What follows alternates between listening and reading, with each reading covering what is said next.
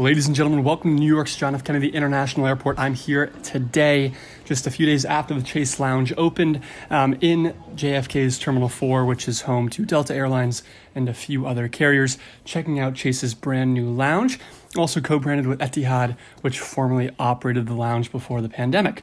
So stepping inside here, this is just to the left after you go through security, by the way. You're going to see a brand new lounge, again, just opened up on Tuesday of this week. Kind of a departure arrivals board right there to your right, and then immediately kind of come in and look at the bar.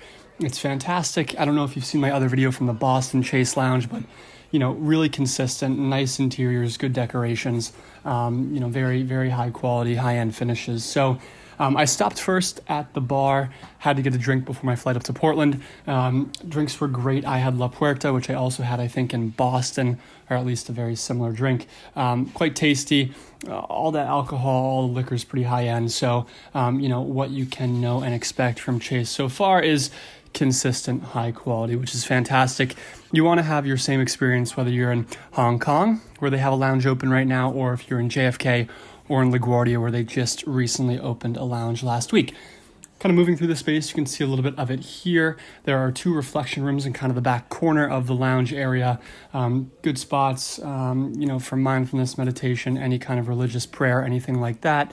Again, as you saw at the bar and throughout the rest of the space, really high-end attention to detail. So that's fantastic. So second reflection room, which is right next to the first one, makes sense, right? It is very similar, pretty much mirroring, identical kind of thing. And then moving back through the rest of the space, I'm going to step away here and go back more towards the front side of the lounge, closer where you come in. This has got a little bit of a bathroom and a shower area, which is inside the bathroom, located just off the kitchen here. So a little bit of a mix here of your Chase employees kind of coming back and forth with the bathroom, but I think it's a relatively small space, so they did the most that they could with it. Stepping into the actual men's bathroom here, you'll see that it's very nice. 2 stalls, 2 urinals, pretty typical setup here. And then there was a shower, which unfortunately I didn't get to look inside. There was somebody in there. All of the soaps have been provided by Apotheke, which is a Brooklyn-based New York toiletries company. So fantastic. Space is really nice. Finishes are as great as the rest of the lounge.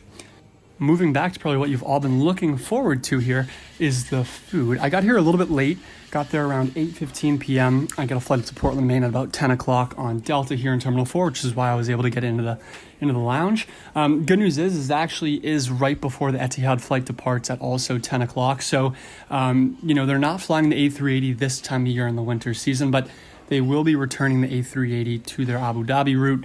And so we'll kind of see how the lounge adjusts to that added capacity. Again, it is an Etihad co-branded lounge, so it might get a little bit more full than it was, but good news, they're flying the 777 right now, and it wasn't too full, even right before their flight by any means. So the food was fantastic. A few different options here. Braised beef. I missed out on some lamb roasted meatballs that came out as I was leaving. Almost had to put my bags down and get one of those, but food was fantastic. 2 different kinds of focaccia bread, a plain one with just some sea salt and olive oil, and one garnished with marinara.